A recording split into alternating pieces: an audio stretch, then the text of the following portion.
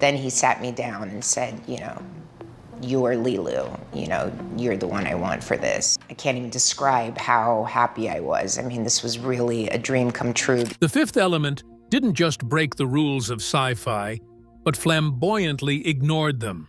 Described as chaos in couture, it hurled viewers into a neon-splashed future where flying taxis dodged explosions in broad daylight, fashion doubled as world-building, and an alien diva delivered opera at gunpoint. Equal parts spectacle and fever dream, Luc Besson's 1997 creation defied every convention it touched. And yet, behind its visual maximalism lay a tightly controlled chaos. Now, all these years later, Mila Jovovich has finally revealed what most fans never figured out about 1997's The Fifth Element. Let's uncover all the secrets behind the screen. Origins of the story. Luc Besson's journey toward creating The Fifth Element began not in a Hollywood backlot, but in the quiet solitude of a rural French village. Born on March 18, 1959, in Paris, Besson spent much of his childhood away from the cinematic bustle of city life. His parents, both scuba diving instructors, often moved across the Mediterranean, exposing young Luc to isolated coastal environments rather than urban centers. These remote settings were devoid of television and modern entertainment, which led Besson to immerse himself in his own imagination. It was during this quiet, often lonely childhood that he began constructing the mental scaffolding for a universe that would later become The Fifth Element. At just 16 years old, in the mid-1970s, Besson started writing the story as a form of escape. That first draft was an epic, sprawling document that extended over 400 handwritten pages. Besson envisioned the story as a trilogy. It wasn't just a space opera, it was a galactic mythology spanning millennia. His early concepts included elaborate world-building elements, rival alien civilizations, interplanetary diplomacy, spiritual artifacts, and a carefully structured cosmology where four classical elements, earth, air, fire, and water, were guarded by alien races and activated by a mysterious fifth element, the embodiment of life itself. The Mondoshawan, for instance, were conceptualized as an ancient, priest-like alien race, tasked with guarding the elemental stones, while the Mangalores were their brutish, mercenary counterparts. Shocking, right? To think that a 16-year-old could create this whole world in isolation. And it was a world in quite the literal sense. Every ship, weapon, and cityscape in the imagined universe had a backstory. As Besson transitioned into professional filmmaking in the 1980s, with works like Le Dernier Combat and Subway, he kept the idea of the fifth element alive, refining it in his spare time. After the success of La Femme Nikita and Léon, the Professional, he finally had the credibility to pitch his sci-fi dream to major studios. However, his original vision of a trilogy proved too ambitious for the studio system of the time. Columbia Pictures, the film's distributor, balked at the sheer scale and complexity of the universe Besson had imagined. They wanted a single feature-length film, not a multi-installment space epic with hundreds of characters and galactic subplots. Faced with this resistance, Besson made the difficult decision to compress his extensive manuscript into a single movie. And what a movie it is! Released almost 2 decades earlier, and we're still talking about it. Casting and creative choices. At the heart of the film's ensemble was Bruce Willis, who took on the role of Corbin Dallas, the ex-military cab driver turned reluctant hero. Interestingly, Besson's first choice for the part was Mel Gibson, who was riding high on the success of Braveheart and Lethal Weapon. Gibson ultimately declined the offer, reportedly uncomfortable with the film's tonal direction. This opened the door for Willis, who had just finished filming Die Hard with a Vengeance and was known for his ability to inject humor into action roles. On the opposite end of the moral spectrum was Jean-Baptiste Emmanuel Zorg, the film's flamboyant antagonist, played by Gary Oldman. At the time, Oldman had already earned acclaim for his chameleon-like roles in Dracula, Léon, The Professional, and Immortal Beloved. His collaboration with Besson on Léon had left a strong impression, and when Besson was assembling the cast for The Fifth Element, he offered Oldman the role of Zorg as a personal favor. Oldman later admitted in interviews that he didn't fully understand the script or the character's motivation, calling the experience a bit of a blur. Still, his performance became one of the film's most memorable. Perhaps the most daring casting decision was for the role of Li Lu, the supreme being engineered to save the universe. Mila Jovovich, a Ukrainian-born actress and model, was selected from a pool of over 8,000 women who auditioned for the part. At the time, Jovovich was best known for her role in Return to the Blue Lagoon and her modeling work, but she had not yet become a household name. Besson and the casting team were captivated not by her resume, but by her presence. Besson later described Jovovich as having an otherworldly aura, saying she seemed like she wasn't from Earth, which fit perfectly with the role of a divine alien being learning human ways. Jovovich trained intensively for the role, mastering a fictional language constructed from over 400 words, designed by Besson himself, and performing many of her own stunts. Her physicality, emotive expressiveness, and linguistic precision elevated Li Lu beyond a typical sci-fi heroine. She was a symbol of innocence, vulnerability, and cosmic strength. These creative choices gave The Fifth Element a cast that didn't just perform within the film's bizarre universe, but embodied its contradictions, on-set relationships, and emotional undercurrents. Behind the dazzling spectacle and imaginative world-building of The Fifth Element, a whole different story was playing out in real life, that of the shifting relationship between director Luc Besson and his then-wife, Maïwenn Lebesco.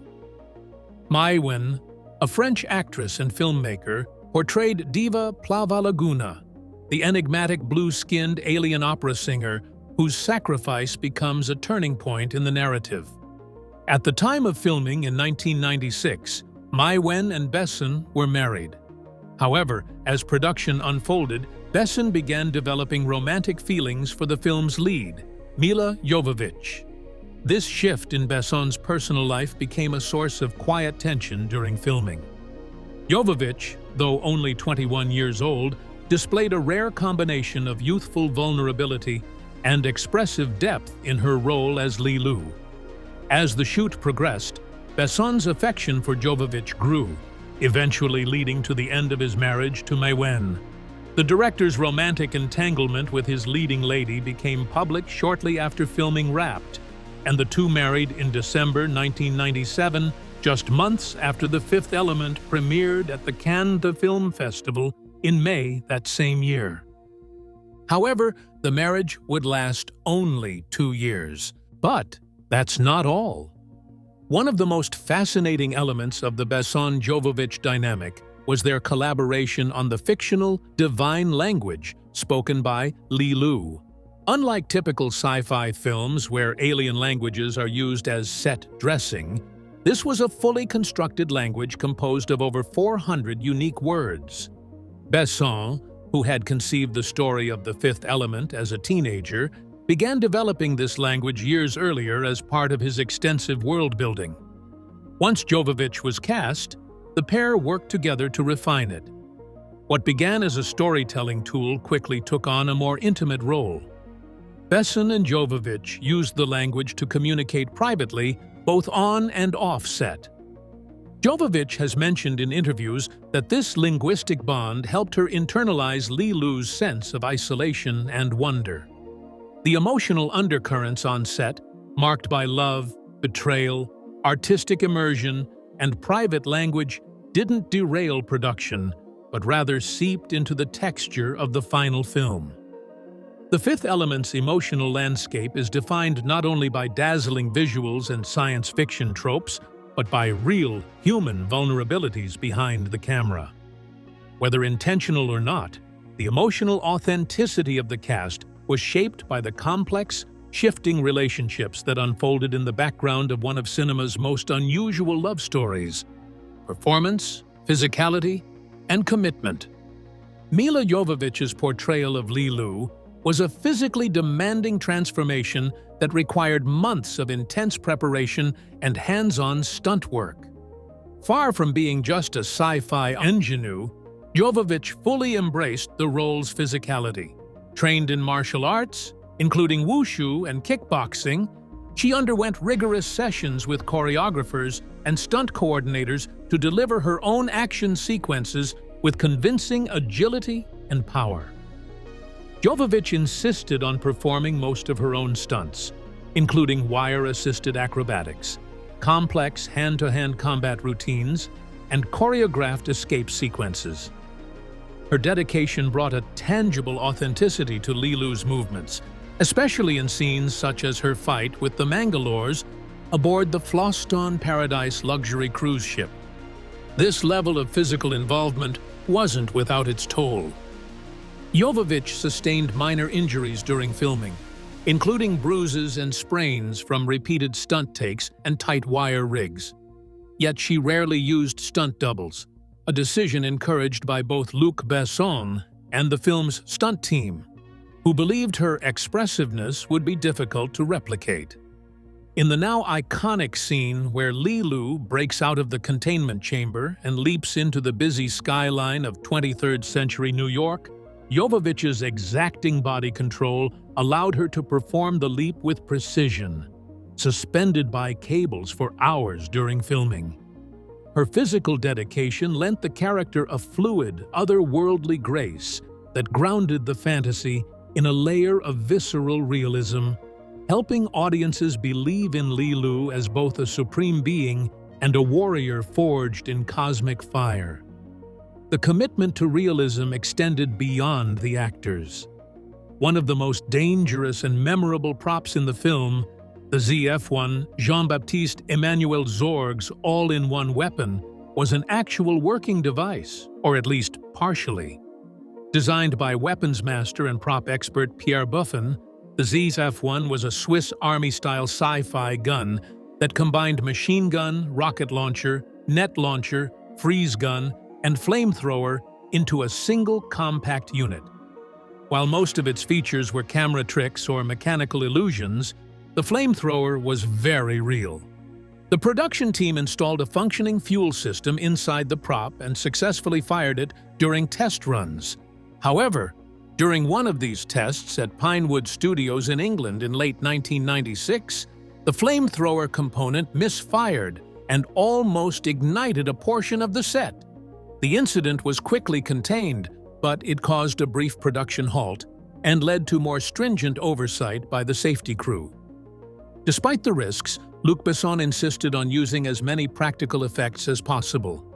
He was committed to keeping CGI minimal, where physical props and stunts could achieve the desired impact.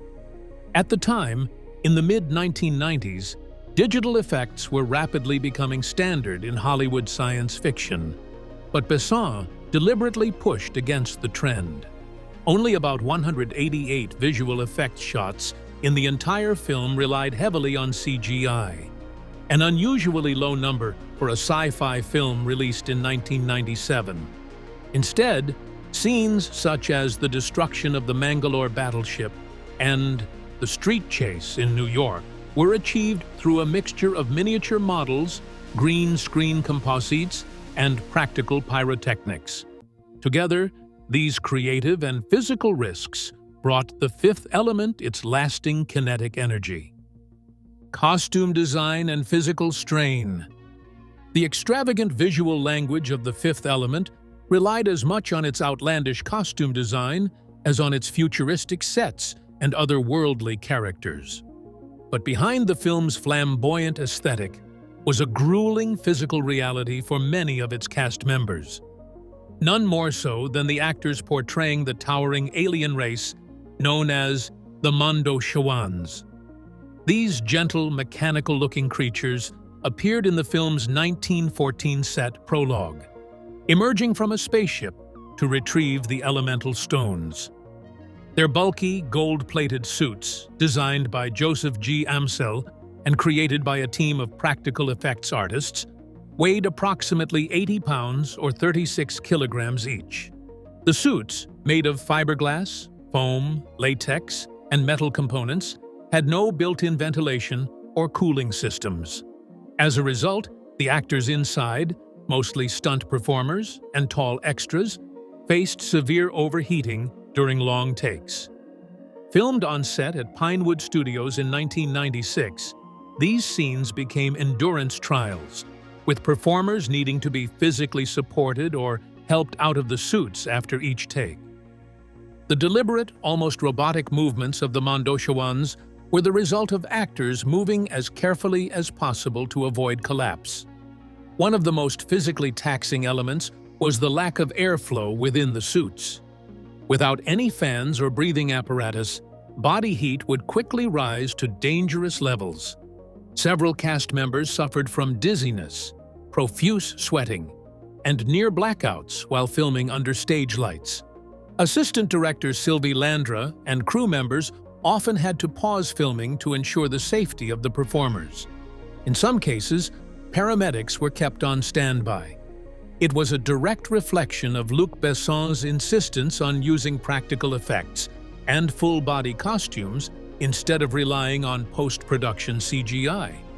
While the results were visually striking and helped sell the alien grandeur of the Mondoshawans, it came at a significant physical cost to the performers inside. At the other end of the design spectrum stood Chris Tucker's unforgettable character, Ruby Rhod, a hyperactive, gender-fluid media personality who spoke in rapid-fire pitch changes and wore some of the most outrageous fashion in the film. Designed by legendary French couturier Jean-Paul Gaultier, Ruby Rhod's signature leopard print outfit was a logistical nightmare to wear. Weighing over 50 pounds or 23 kilograms, the costume included a massive high-collar, tight vinyl pants and various rigid embellishments. It severely restricted Tucker's ability to move, sit, or even stand comfortably for extended periods. While filming scenes aboard the Floston Paradise, Tucker had to lean against walls or lie flat between takes because the outfit's shape and structure prevented sitting altogether. The microphone cane, rhinestone accessories, and metallic additions only added to the weight and encumbrance. Practical effects and filmmaking approach. When Luc Besson set out to make The Fifth Element, released on May 7, 1997, he deliberately chose to lean into practical effects rather than the increasingly popular computer-generated imagery or CGI that was dominating Hollywood at the time. Although digital effects were already central to blockbuster productions like Jurassic Park and Independence Day, Besson preferred to capture as much as possible in camera. Nowhere was this philosophy more evident than in the explosive destruction of Diva Plava Laguna's stage aboard the luxury space cruise liner, the Floston Paradise. This pivotal action sequence, where mercenary Mangalores attack the Diva's concert and trigger chaos, was brought to life using real pyrotechnics, controlled demolitions, and intricately staged stunts. The Diva's concert hall, designed with an opulent alien Baroque aesthetic, was constructed as a fully functional set at Pinewood Studios in England. The crew invested in practical craftsmanship to ensure the stage could be destroyed physically rather than through post-production trickery. Special effects supervisor Nick Alder, who had previously worked on Alien and The Empire Strikes Back, orchestrated the timed explosions and flying debris using traditional squibs, breakaway panels, and pressurized charges. Dozens of crew members were involved in rigging the stage so that when Mangalores burst in and opened fire, The chaos would unfold in real time. According to production notes, the explosion was a one-take opportunity. Once the set was destroyed, rebuilding would have cost both time and money. Everything had to be coordinated perfectly between camera movement, stunt performances, and detonation cues. During filming, actors including Mila Jovovich, Bruce Willis, and the stunt doubles had to hit precise marks while navigating debris, fireballs, and collapsing structures. This commitment to realism gave the sequence a weight and urgency rarely matched by the green screen-heavy action of the late 1990s. Visual effects supervisor Mark Stetson, who would later win an Oscar for The Lord of the Rings, The Fellowship of the Ring, oversaw the integration of miniatures, matte paintings, and selective CGI enhancements, but emphasized that 80% of the film's effects were practical. In fact, only around 188 visual effects shots were digitally rendered, a remarkably low number for a sci-fi epic of its scale and budget. By contrast, Star Wars Episode I, The Phantom Menace, featured over 2,000 VFX shots just 2 years later. This reliance on physical effects reflected Besson's broader filmmaking ethos. He believed that the audience would respond more viscerally to destruction they could sense as real. The fire, smoke, and falling plaster in the diva scene were tangible, and so were the actors' reactions. Chris Tucker, in his elaborate Ruby Rhod costume, was filmed reacting live to the blasts around him, requiring precise timing and nerves of steel. The theatricality of the diva's performance, juxtaposed with sudden violence, also reflected Besson's unique blend of opera and action, surrealism and grit. The visual design and explosions were carefully choreographed to match the rhythmic cadence of the opera aria sung by the blue-skinned alien diva, portrayed physically by French actress Mai Wen and voiced by Albanian soprano Inva Mula. The sequence was not just an action set piece. It was a moment where world-building, music, and practical filmmaking collided. But there's more to it than that. Recurring themes and contrasts. The fifth element's emotional and thematic undercurrents are as meticulously crafted as its dazzling visuals. At its heart lies a recurring interplay between alien beauty and emotional collapse, personified most prominently by Lilu, the Supreme Being, and Diva Plavalaguna, the intergalactic opera singer. While Lilu, played by Mila Jovovich, represents radiant hope and ethereal purity, she is constantly surrounded by characters caught in existential decay. Her role as a divine weapon destined to save Earth is complicated by her vulnerability to humanity's own violence and despair. Similarly, Diva Plavalaguna, portrayed by Mai Wen and voiced by Inva Mula, sings a haunting aria moments before chaos erupts around her. Though otherworldly and composed, her on-stage death highlights a central tension, that profound beauty can exist moments before total destruction. These characters are not just set pieces, but thematic anchors linking cosmic salvation to individual emotional stakes. The film's deeper resonance is drawn from Luc Besson's personal life, who wanted it to be a catharsis for himself, a love letter to imagination, loss, and the need to believe in something greater. He once remarked that Lilu represented the child in him, someone hurt yet hopeful. This emotional core helps explain why the film continues to resonate despite its chaotic, over-the-top style. It's not merely an action comedy in space. It's a diary veiled in fantasy. Also, interestingly, Bruce Willis, who played former soldier-turned-cab driver Corbin Dallas, and Gary Oldman, who played weapons dealer Jean-Baptiste Emmanuel Zorg, never share a scene. This was no accident. Besson intentionally avoided the cliché of a climactic hero-villain showdown. Instead, the narrative tension ripples outward from their separate actions. Their paths intersect only indirectly, creating a more diffuse but potent form of narrative suspense. This choice highlighted how large-scale events are often shaped not by direct conflict, but by a web of unintentional consequences. Finally, Besson shattered genre norms by lighting the future brightly. In a cinematic landscape dominated by the noir tones of Blade Runner and the metallic grays of Terminator, the fifth element bursts with saturated color and daylight. Skies are blue, explosions are golden, and interiors are lit with a sterile, modernistic glow. The future here is not a dystopia. It is vivid, flawed, and absurdly human. The role that wasn't: Ruby Rhod and Prince. The character of Ruby Rhod, the outrageous and hyperactive media personality in The Fifth Element, was initially envisioned with a very specific artist in mind: Prince. Luc Besson had written the part specifically for the legendary singer, whose flamboyant persona and genre-defying aesthetic had already influenced pop culture for nearly 2 decades. According to interviews, including one Besson gave to Entertainment Weekly in 1990, Prince received the script with enthusiasm and expressed interest in the role. However, when presented with costume sketches by fashion designer Jean-Paul Gaultier, he immediately balked.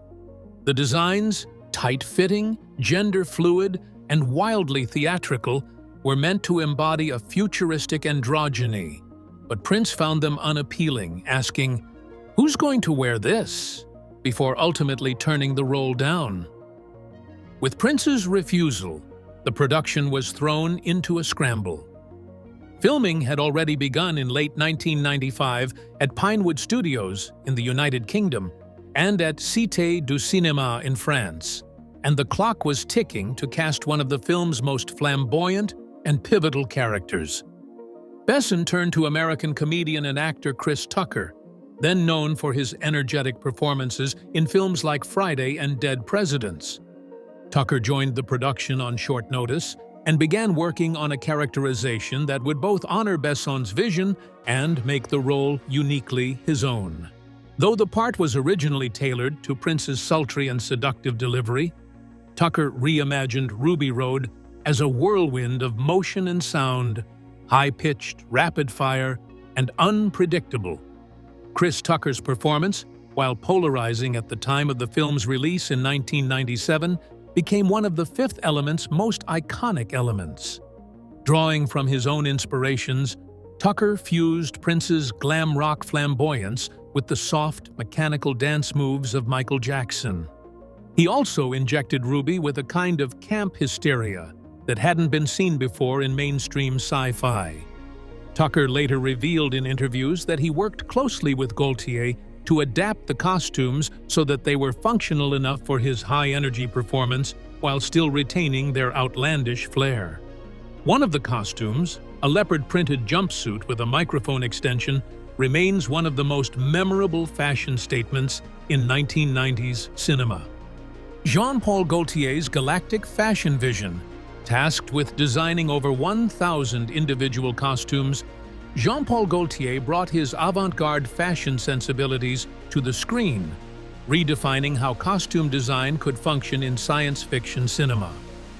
Luc Besson personally chose Gaultier in 1992, years before filming began, because he wanted the fashion in the film to be futuristic, but grounded in a wild, expressive human aesthetic rather than traditional metallic or cyberpunk clichés.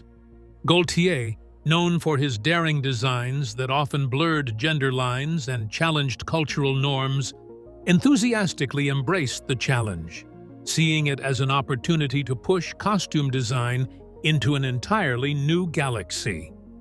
The costume design process began in earnest in 1995, and Gaultier set up a full-scale production studio dedicated entirely to the film. Working from his Paris atelier, he employed a large team of artisans and seamstresses to bring his vision to life, all under tight production deadlines.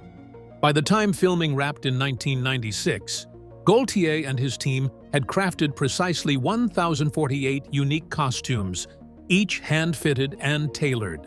No two characters were dressed alike, not even among extras in crowd scenes. Rather than simply dressing the characters, Gaultier used fashion as a narrative device to express their place in the world. The militarized corporate outfits of the police and government officials were rigid and angular, constructed from synthetic materials and plastics to evoke bureaucracy and control. In stark contrast, the inhabitants of Floston Paradise, a luxury cruise spaceship, wore bright silks, exposed skin, and elaborate ornamentation, signaling excess, vanity, and post-scarcity decadence. Even the alien races, such as the Mondoshawans and Mangalores, were given distinct coded identities. The Mondoshawans, protectors of the universe's sacred elements, were dressed in massive bronze armor suits, each weighing 80 pounds, designed to convey gravitas and otherworldly elegance. The Mangalores, anarchic mercenaries, wore jagged, asymmetrical battle gear that reflected their fractured morality and chaotic alignment. Lilu's iconic bandage suit, made from white medical straps and famously worn by Mila Jovovich in the reconstruction scene, became a symbol of Gaultier's philosophy of minimalist provocation. It was as much about vulnerability as it was about rebirth. Jovovich later noted in interviews that the costume was surprisingly comfortable and allowed for flexible movement during action scenes. Gaultier deliberately avoided traditional sci-fi tropes of armored or heavily padded attire for heroes, especially female ones, believing that transparency and fragility could be just as powerful. The level of authenticity and hand craftsmanship brought to the costumes stood in stark contrast to other sci-fi blockbusters of the time, which often relied heavily on digital effects and generic designs. Gaultier's work was so distinctive that in 1998 he was nominated for a César Award for Best Costume Design, marking one of the few times a mainstream sci-fi film received serious fashion world recognition. And now comes the big revelation from the star of the movie herself. The real story behind Mila Jovovich's iconic multipass catchphrase. The phrase multipass ML1, uttered in a thick staccato accent by Mila Jovovich's character Lilu in The Fifth Element, has become one of the most enduring and beloved catchphrases in science fiction history. But its origins were far humbler than its legacy suggests. The scene, which takes place roughly midway through the 1997 film, features Lilu presenting her identification with wide-eyed innocence and repeatedly mispronouncing the word multipass as she tries to blend into a bureaucratic Earth society. Delivered with childlike sincerity, the line stood out during early screenings for its offbeat charm. Audiences latched onto the moment instantly, turning what was intended as a throwaway line into a pop culture lightning rod. Behind the line was a mixture of spontaneity and intentional character work. According to interviews with both director Luc Besson and Mila Jovovich, the multipass moment wasn't originally intended to be a recurring gag. Lilu's linguistic idiosyncrasies were rooted in a fictional language that Besson had co-created with Jovovich, an alien tongue with more than 400 constructed words, which she had spent months practicing before filming.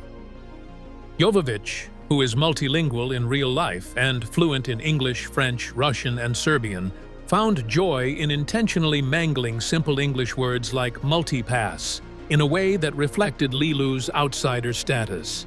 Besson encouraged her to lean into it, believing it would underline the contrast between her divine purpose and her naive humanity. The filming of the multipass scene was straightforward, but it required a careful tonal balance.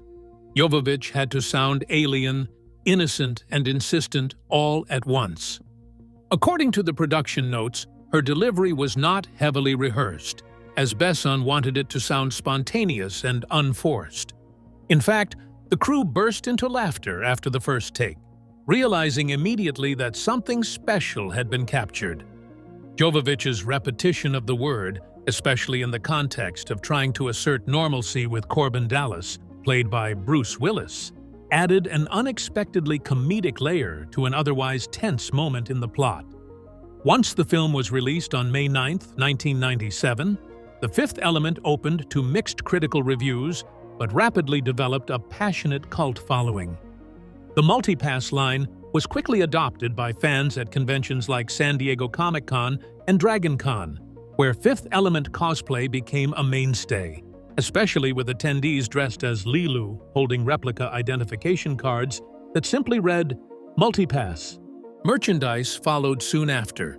Companies such as NECA and Funko released keychains, badges, and action figures bearing the word, while Etsy vendors capitalized on fan enthusiasm with handmade replicas.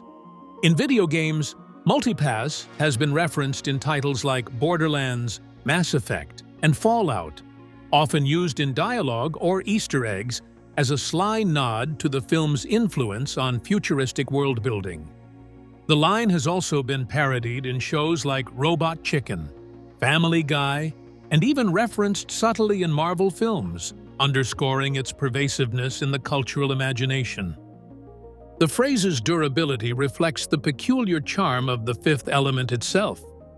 Well, that's it for now. Thanks for watching. Did you like this video? If you did, please consider liking, dropping a comment, and hitting the subscribe button so that you don't miss out on our new uploads. Also, don't miss this video you see on your screen right now. It's truly unbelievable. ML1, she says it like multi-pass. Can we say it like that too in VO?